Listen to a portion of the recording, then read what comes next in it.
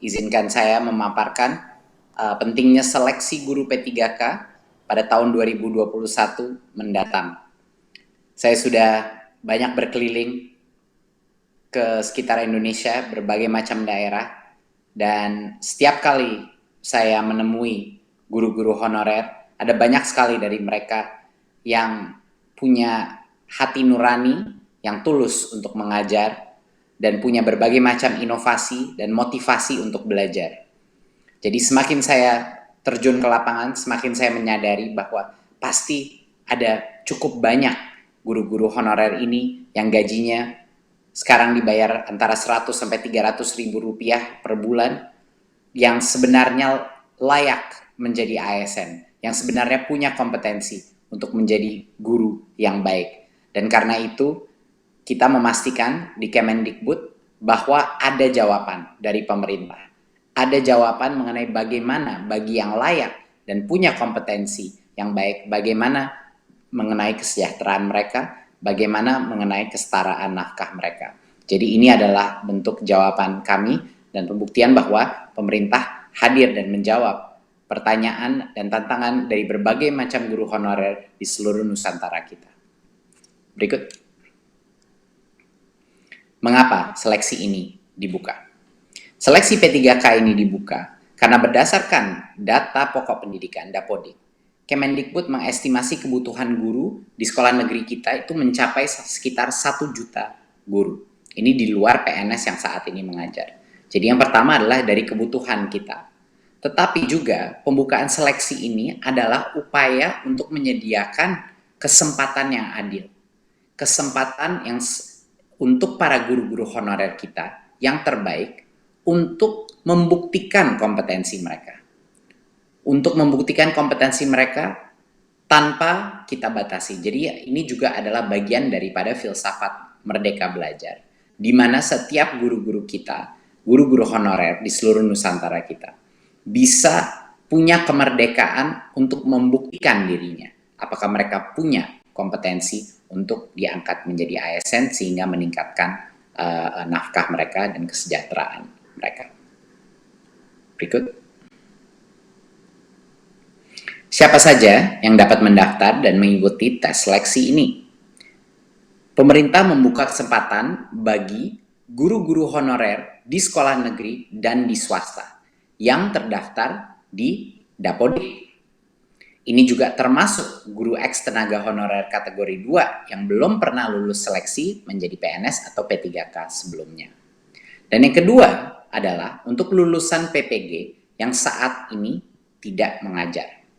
Jadi dua-duanya boleh diberikan kesempatan di tahun 2021 untuk mengikuti tes seleksi ini. Berikut.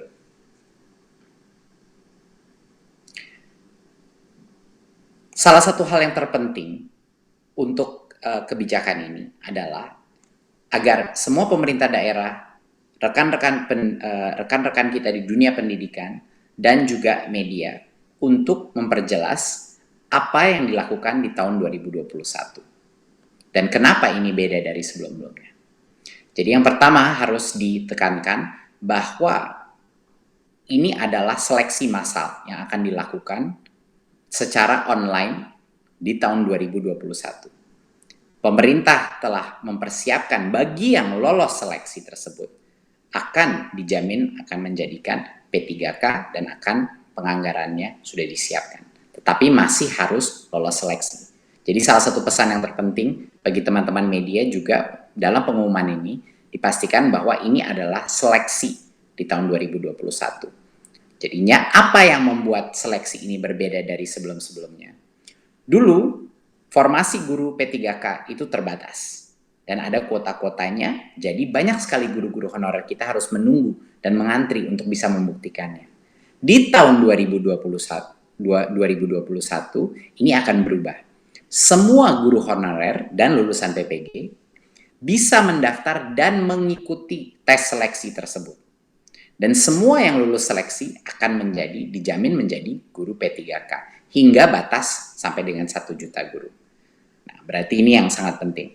Walaupun kami sudah membuka formasi sebesar dengan 1 juta guru, yang akan menjadi P3K adalah yang lulus seleksi. Jadi kalau yang lulus seleksi cuma sebagian dari itu, itulah yang di tahun 2021 akan menjadi guru P3K. Nah, agar pemerintah bisa mencapai target ini, pemerintah pusat mengundang pemerintah daerah untuk mengajukan formasi sebanyak mungkin sesuai dengan kebutuhannya. Nah, ini sangat penting karena pada saat ini masih banyak sekali formasi yang kita dapatkan itu baru sekitar 200.000. Padahal kita mengetahui bahwa kebutuhan guru ASN kita jauh lebih besar dari itu, sampai dengan 1 juta. Jadinya masih ada gap, masih ada yang harus kita tutupi, perbedaan antara formasi yang sudah diterima sama jumlah yang seharusnya ada. Jadi kami mohon semua pemerintah daerah untuk mengajukan formasi sebanyak-banyak mungkin sesuai dengan kebutuhannya, ya. Karena kalau lolos tes P3K ini, anggarannya akan dijamin oleh pemerintah pusat, akan sudah disiapkan, tidak perlu khawatir. Jadi ini perbedaannya dari yang dulu. Dulu formasi itu terbatas, di tahun 2021 semuanya akan bisa mengikuti tes online tersebut dan bisa membuktikan kelayakannya. Yang kedua, sebelumnya setiap pendaftar itu diberikan kesempatan mengikuti ujian seleksi rata-rata sebanyak 1 kali per tahun untuk mengikuti itu. Bedanya di tahun 2021, setiap pendaftar ini diberikan kesempatan beberapa kali. Jadi kalau dia gagal pada kesempatan yang pertama, dia dapat belajar lagi, belajar ulang, dan mengulang ujian hingga 2 kali. Ya, 2 kali lagi. Jadi total itu bisa mengambil 3 kali tes tersebut. Dan ini bisa di tahun yang sama, di tahun 2021, ataupun di tahun berikutnya. Karena ini akan menjadi suatu program yang berkesinambungan. Ketiga, sebelumnya tidak ada materi persiapan untuk para pendaftar. Kemendikbud ingin memastikan bahwa guru-guru honorer kita mendapatkan kesempatan yang adil, bahwa mereka bisa mendapatkan materi pembelajaran secara daring untuk semuanya, untuk membantu pendaftar mempersiapkan diri sebelum ujian seleksi. Jadi kita akan pastikan bahwa akan ada berbagai macam pelatihan online yang bisa dilakukan secara mandiri oleh para guru-guru honorer untuk mempersiapkan diri untuk ujian seleksi ini. Karena standar ujian seleksi ini akan ditentukan dengan standar dengan kualitas yang baik. Ya, itu adalah suatu hal yang sangat penting untuk memastikan kualitas mutu pembelajaran anak-anak kita itu masih terjaga. Keempat, sebelumnya pemerintah daerah yang harus menyiapkan anggaran gaji peserta yang lulus seleksi guru P3K.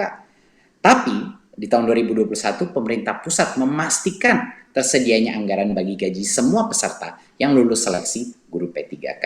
Jadinya daerah sekali lagi tidak perlu khawatir mengajukan formasi sesuai dengan kebutuhannya karena anggarannya sudah disiapkan. Dan yang terakhir, biaya penyelenggaraan ujian sebelumnya biasanya ditanggung oleh pemerintah daerah. Tetapi di tahun 2021, biaya penyelenggaraan ujian ditanggung oleh Kemendikbud. Ini adalah perubahan-perubahan yang transformatif dari proses seleksi sebelumnya dan yang sekarang.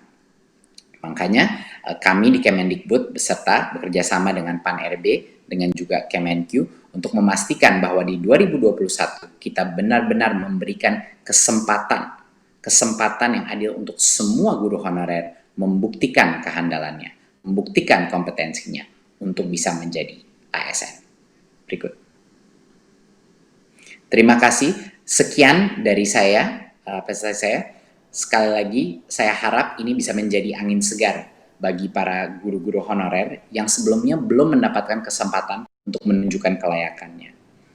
Untuk 2021, kita akan menjamin bahwa semua guru honorer akan bisa mengikuti tes seleksi ini dan akan diberikan beberapa kesempatan, bukan hanya satu. Dan juga dari sisi daerah, kami harap sekali lagi bahwa setiap pemerintah daerah mengajukan formasi sebanyak-banyaknya yang sesuai dengan kebutuhannya yang benar. Karena anggaran, kalaupun lulus seleksi, akan sudah dijamin oleh pemerintah pusat. Terima kasih, semoga ini menjadi angin segar bagi para guru-guru honorer kita yang selalu senantiasa berjasa untuk pendidikan masa depan generasi kita. Wassalamualaikum warahmatullahi wabarakatuh.